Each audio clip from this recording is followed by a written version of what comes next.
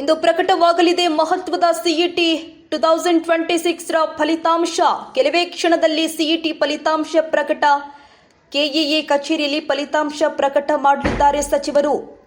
ಉನ್ನತ ಶಿಕ್ಷಣ ಸಚಿವ ಶರಣಪ್ರಕಾಶ್ ಪಾಟೀಲ್ರಿಂದ ಫಲಿತಾಂಶ ಪ್ರಕಟ. ಮಧ್ಯಾಹ್ನ 2 ಗಂಟೆಯ ನಂತರ ಆನ್ಲೈನ್ನಲ್ಲಿ ಫಲಿತಾಂಶ ವೀಕ್ಷಣೆಗೆ ಅವಕಾಶ ಮಾಡಿಕೊಡಲಾಗಿದೆ.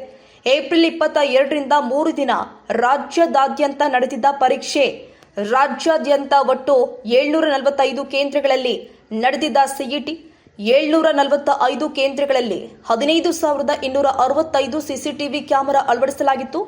ರಾಜ್ಯದಾದ್ಯಂತ 2,11,996 ವಿದ್ಯಾರ್ಥಿಗಳು ಪರೀಕ್ಷೆಯನ್ನು ಬರೆದಿದ್ರು. 1,86,099 ವಿದ್ಯಾರ್ಥಿನಿಯರು, 1,44,380 ವಿದ್ಯಾರ್ಥಿಗಳು ಪರೀಕ್ಷೆ ಬರೆದಿದ್ರು. ಸಿಇಟಿ ಫಲಿತಾಂಶದ ವೇಳೆ ಜನಿವಾರ ತೆಗೆಸಿದ್ದು ಭಾರಿ ಸದ್ದು ಮಾಡಿತ್ತು. ಬೆಂಗಳೂರು ಸೇರಿ ಹಲವೆಡೆ ಭಾರಿ ಸದ್ದು ಮಾಡಿದ್ದ ಜನಿವಾರ ತೆಗೆಸಿದ್ದ ಪ್ರಕರಣ ರಾಜಕೀಯ ಆರೋಪ ಪ್ರತ್ಯಾರೋಪಕ್ಕೂ ಕೂಡ ಕಾರಣವಾಗಿದ್ದ ಘಟನೆ. ಕೆಇಎ ನಿರ್ದೇಶನದ ಮೇರೆಗೆ 3 ಅಧಿಕಾರಿಗಳನ್ನ ಅಮಾನತು ಮಾಡಲಾಗಿತ್ತು. ಪರೀಕ್ಷೆ ಮಿಸ್ ಮಾಡಿಕೊಂಡಿದ್ದ ವಿದ್ಯಾರ್ಥಿಗಳಿಗೆ ಮರುಪರೀಕ್ಷೆ ನಡೆಸಲಾಗಿತ್ತು. ಮೇ ಕೊನೆಯ ವಾರದಲ್ಲಿ ಪ್ರಕಟವಾಗಬೇಕಾಗಿದ್ದ ಸಿಇಟಿ ಫಲಿತಾಂಶ ಕುರ್ಚಿ ಕದನದ ಹಿನ್ನೆಲೆ ಫಲಿತಾಂಶ ವಿಳಂಬವಾಗಿತ್ತು.